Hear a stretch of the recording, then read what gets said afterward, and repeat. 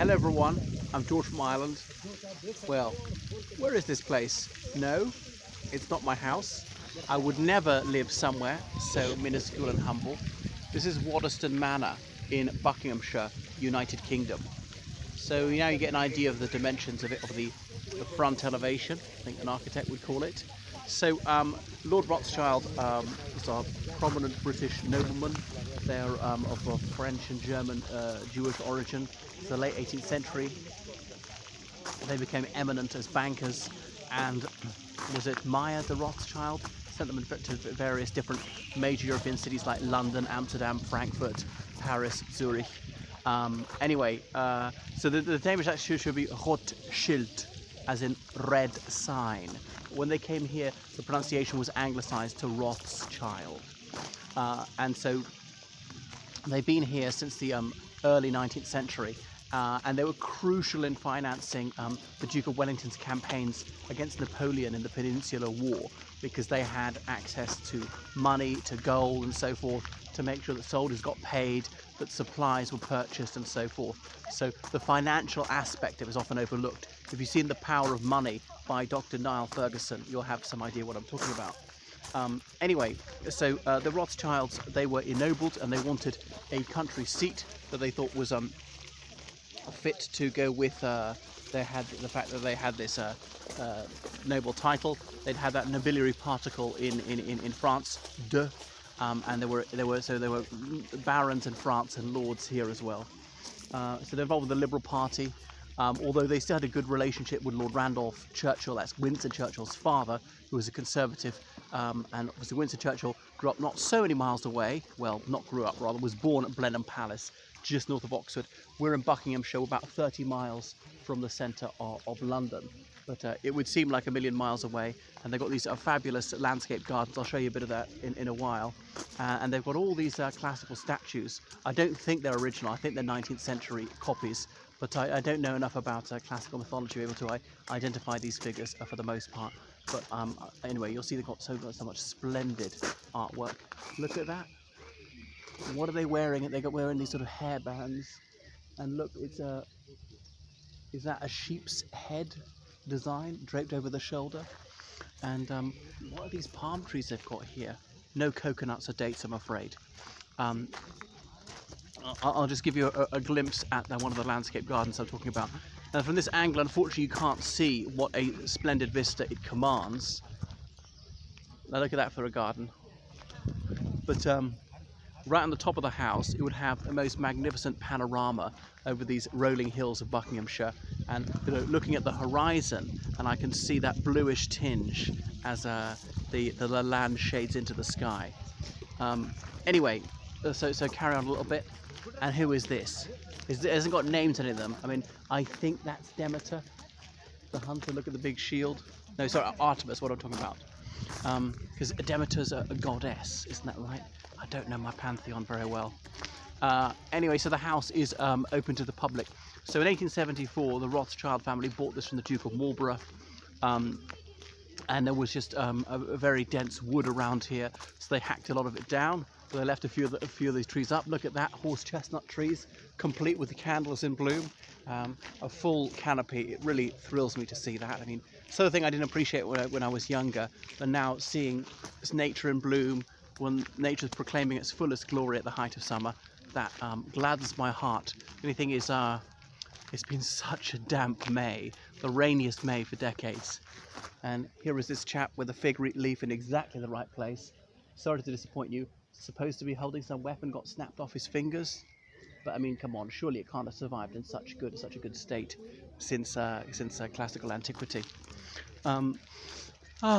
Anyway, the breeze has died down now, but it was rather on the chilly side, and there were these bruising clouds menacing overhead. And look at this bit in towards the lavatorium. I'm wondering if that was a passage for the servants to keep the unsightly lower orders, the scullery maids, between maids, and such like, the footmen out of the sight of the family. Just a few butlers and valets could actually meet them. So Waddesdon, the symbol is 5 arrows, I'm not quite sure why. And there it's got 1880 on the side of the house, the year it was completed, and the first guests were invited. So it's got many more things to see in the estate. The powerhouse, the stables, they don't have any horses anymore, but of course the car was only invented shortly after this house was built, and they're ruinously expensive. They didn't even know that many cars, even a very wealthy family, so they had to rely on equine transportation well into the 20th century. Not for everything, the family could go around by car, but for things to be delivered, for the servants to get here from town or whatever if they didn't live in.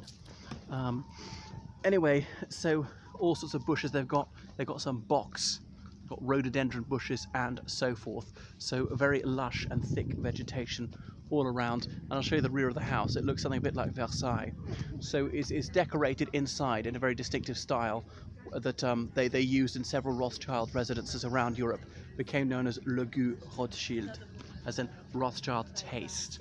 And they purchased lots of things that had been plundered from the Palace of Versailles at the French Revolution, some furniture, and they collected all sorts of artifacts from the Middle East, but mainly they had things like Italian and French art from the Renaissance.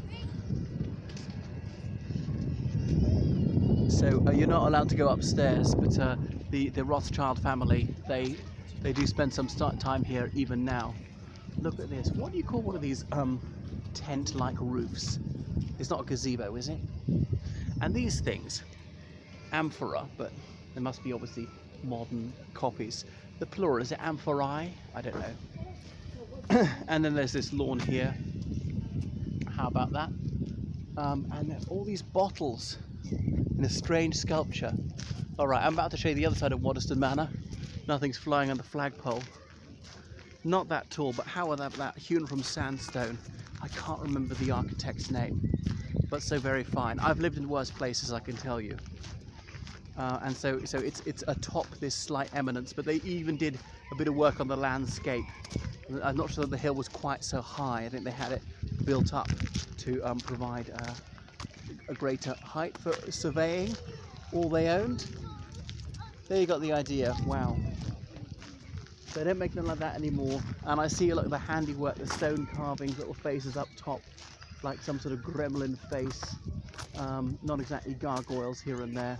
I mean, my camera's not going to be able to zoom in and show you in great detail, but you can buy books about it, so isn't it marvellous? So now Sir James Goldsmith, of late and happy memory, he's a scion of this house.